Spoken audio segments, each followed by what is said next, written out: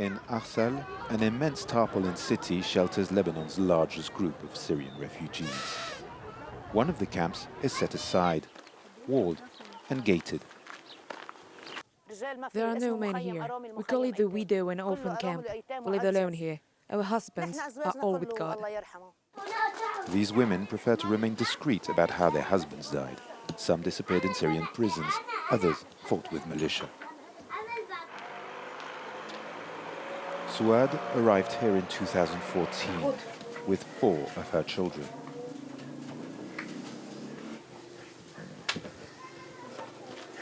Her husband stayed in Syria. He is dead. I only have 2 children left, a girl and a boy. I had 5. One was killed. I married 2. My husband is dead. When I arrived here, we were a family of 7. All I have left is 2 children. It's awful. These widows chose to regroup in this informal camp. Visits are allowed in the daytime. Men aren't allowed in the camp after 9 p.m.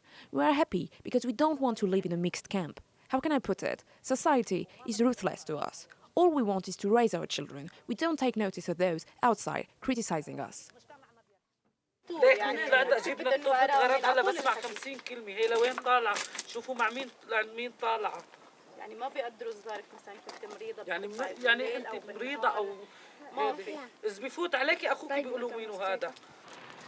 only man allowed to live in the camp is the shawish, the guard. He collects rent, 25,000 Lebanese pounds per tent and per month, currently around €3. He makes sure things go smoothly. They are women living together who have an understanding. I only intervene when there's a big problem. To them, I'm a fatherly figure. The widows survive doing odd jobs. They get a UNHCR monthly allowance of 100,000 Lebanese pounds per person, currently around €10, not enough to make ends meet.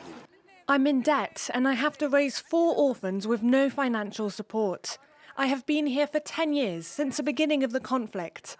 Look at my son. He was 4 months old when his father died. We are all hoping for a miracle, but the truth is we are all going to die here waiting for a solution. The school is closed due to the coronavirus pandemic.